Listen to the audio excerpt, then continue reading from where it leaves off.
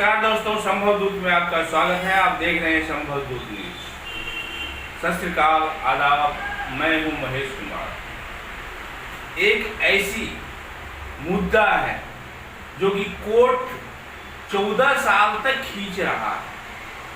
इसमें पुलिस को भी नहीं पता कि हम क्या करें, कोर्ट को, जज को भी नहीं पता है कि हम क्या करें, और रजिस्ट्रार जो अपना पेतरा बदल रहा है, इससे भी कहीं न कहीं संदेह बात जाता है। बात है रामजी त्रिपाठी, यानी रामजी पारसनाथ त्रिपाठी और सीपी सिंह, नीलम सिंह के बीच जो खेल चला, उस खेल में रामजी त्रिपाठी जी प्रश्न तो नहीं हुए, अभी भी वो लड़ रहे हैं सच के लिए। कहावत है कि सच जो है परेशान हो सकता है लेकिन पराजित नहीं। इसका मुद्दा है ये रामजी त्रिपाठी जी का ये खेल, और एक खेल में बहुत सांप और नेवले की तरह एक खेल खेला गया है। तो मैं कोर्ट से, न्यायालय से, जज से, पुलिस स्टेशन से और समाज के बीच में भी पूछना चाहता हूं, एक कहां का न्याय है? बात ऐसी है कि 18/11/2009 को 11/8/2009 लिखा गया एक कैसे, और 3 माह की पिछली तारीख डालने का जीआर कहां है, वो कोर्ट बतावे, पुलिस बतावे और जज साहब बतावे। संभव दूत के माध्यम से मैं पूछना चाहता हूं कि एक परेशान आदमी को, एक लाचार आदमी को एक पैसे वाले कितना लाचारी पे ला देता है, लेकिन सत्य के बल पे सत्य की विजय होता है। ये सब जानते हैं, आप भी जानते हैं, हम भी जानते हैं, लेकिन सत्य अकेला ही रहता है। झूठ का तो 99 है, झूठ के बहुत रिश्तेदार होते हैं, लेकिन सच का न प्रूफ चाहिए, हाँ प्रूफ चाहिए सच को, लेकिन किसी को दिखाने के लिए नहीं, कोर्ट को बताने के लिए, वो कोर्ट के बताने के लिए प्रूफ एक एक करके रामजी त्रिपाठी जी ने कोर्ट को दिया, पुलिस स्टेशन को दिया और सबको बताए भी कि हमारे साथ कितना घिनौना हरकत किया है सीपी सिंह और नीलम सिंह ने। तो आइए मैं इसी विषय पे रामजी त्रिपाठी जी से पूछना चाहता हूं कि इस विषय में अभी तक आपका केस कहां गया है, और कैसे ये, अगर कोर्ट के जज साहब अगर ध्यान दे तो रामजी त्रिपाठी जी का केस एक दिन में सोल्व होगा। लेकिन यहीं के एक वरिष्ठ नेता को कहना है कि अगर किसी चीज के डिसीजन में लेट होता है तो कहीं न कहीं भ्रष्टाचार का बू आता है। तो आज उसी भ्रष्टाचार जो हुआ उसमें सब संलग्न थे, पुलिस वाले से लेकर के रजिस्ट्रार तक। कारण कि उनके पास पैसा नहीं था कि वो पैसा फेंकते, लेकिन सीपी सिंह एडवोकेट, उसने पैसा फेंक करके और उनकी तूती बोलता था, अपने तूती के बल पे गलत काम किए। तो देखते हैं कि रामजी त्रिपाठी इस विषय में क्या कहना चाहते हैं। बोलिए रामजी त्रिपाठी जी। ये 2009 का जो प्रकरण है, 2009 का 3 महीने का खारा कोर्ट है, इस विषय में आप क्या कहना चाहते हैं? लोगों को क्या बताना चाहते हैं और कोर्ट को क्या बताना चाहते हैं? इस प्रकरण में सबसे अहम भूमिका जो निभाया है वो रजिस्ट्रार राजेंद्र नारायण चौधरी ने निभाया है। यदि राजेंद्र नारायण चौधरी रजिस्ट्रार महोदय जी फिर तपासड़ी के समय, रजिस्ट्रेशन के दिन दिनांक 18/11/2009 को अप्रैल 2008 जो कि फ्रैंकिंग पूर्व 10 पर लिखा गया था, जो कि निष्पन्न भी हो गया है। प्रकरण की चार्जशीट भी गई है। फ्रैंकिंग इलीगल थी, अवैध थी।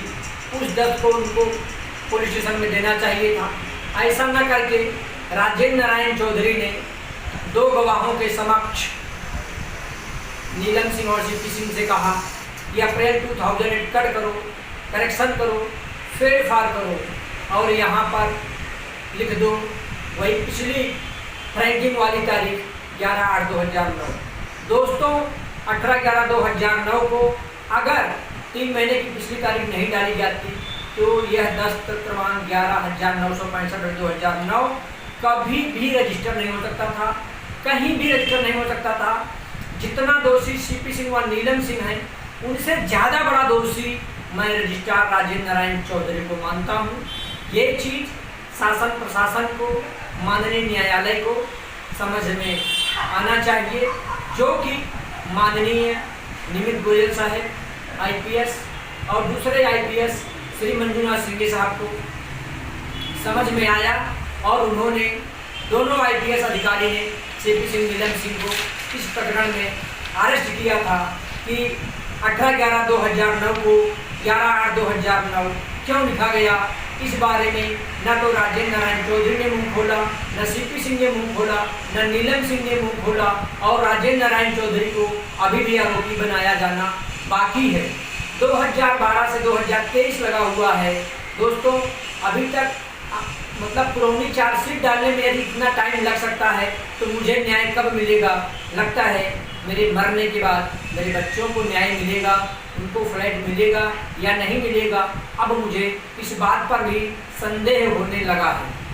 लेकिन रजिस्ट्रार जी ने जो आपको दिए हैं लेटर, बजाबते लेटर दिए हैं, साइन करके दिए हैं कि ये 20 नियम जो है उसके मुताबिक कर सकते हैं, तो आप 21 GR में कलम 20 के बारे में मैं बताऊं। कलम 20 जो है रजिस्ट्रेशन एक्ट में, उसमें कहीं ऐसा नहीं लिखा गया है कि 3 महीने या 4 महीने की पिछली तारीख डालो।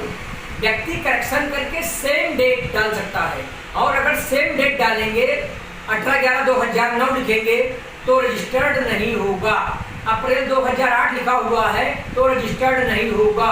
वहाँ पर फ्रॉड करना ही था, फ्रॉड के सिवा रजिस्टर्ड होगा ही नहीं। 18/11/2009 को जब तक अप्रैल 2008 कट करके वहाँ पर 11/8/2009 नहीं लिखेंगे, फ्रॉड काम नहीं करेंगे, बोगस काम नहीं करेंगे, बनावटीकरण नहीं करेंगे, रजिस्ट्रार इसमें सम्मिलित नहीं होगा, कलम 120 भी नहीं लगेगी, तब तक यह 10 रजिस्टर्ड नहीं होगा, नहीं होगा, नहीं होगा। तो इसके विषय में आप क्या कैसे पता करेंगे कि गलत है, GR नहीं है और 20 का जो नियम है वो वैध है? कलम 20 का GR काफी हमको माननीय रजिस्ट्रार ने दिया है, उसमें कहीं भी नहीं लिखा हुआ है कि 3 महीना 4 महीना की पिछली तारीख डालें।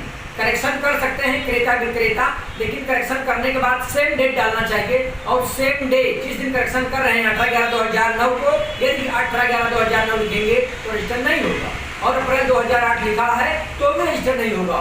मतलब उनको फ्रॉड करना ही था, बिना फ्रॉड किए रजिस्टर्ड हो ही नहीं सकता। बिना फ्रॉड के अगर रजिस्टर्ड होता तो फ्रैंकिंग 11/8/2009 को हुआ है, 11/8, 12/8, 13/8, पूरा अगस्त, पूरा सितंबर, पूरा अक्टूबर, 15 नवंबर तक, 16, 17 तारीख तक वो दस्तावेज जहाँ भी जमा किए हैं कहीं भी खाड़ा खोड़ नहीं है। 18/11/2009 को ही 11/8/2009 लिखा गया है, ये मैं साबित माननीय न्यायालय में कर दूंगा। और सीपी सिंह, नीलम सिंह और रजिस्ट्रार ने मान भी लिया है कि हाँ 18/11/2009 को ही 11/8/2009 लिखा गया है, क्योंकि 2 विटनेस जिनको सीपी सिंह ने बुलाया था वहाँ पर, उन लोगों ने देखा फ्रॉड हो रहा है, उन लोगों ने साइन नहीं किया। बाद में सीपी सिंह को दूसरे 2 गवाह बुलाना पड़ा और वो 2 ईमानदार गवाह कोर्ट में मजिस्ट्रेट साहब के सामने 164 में भी बयान देने को तैयार हैं कि हाँ 18/11/2009 को रजिस्ट्रार की सहमति से 11/8/2009 लिखा गया है। इससे ज़्यादा बड़ा प्रूफ मैं क्या दे सकता हूँ। देखें कि विधि विभाग हर नियमों के साथ, GR के साथ, रामजी त्रिपाठी जी ने हर सवाल को मेरा जवाब दिए। अब न्यायालय से देखना है कि न्याय कब देते हैं, सच की जीत कब होती है और झूठे का मुंह काला कब होता है। धन्यवाद। देखते रहिए हमारे संभवदूत न्यूज। आज के लिए बस इतना ही, फिर किसी और न्यूज के साथ मिलेंगे। धन्यवाद। जय हिंद। धन्यवाद।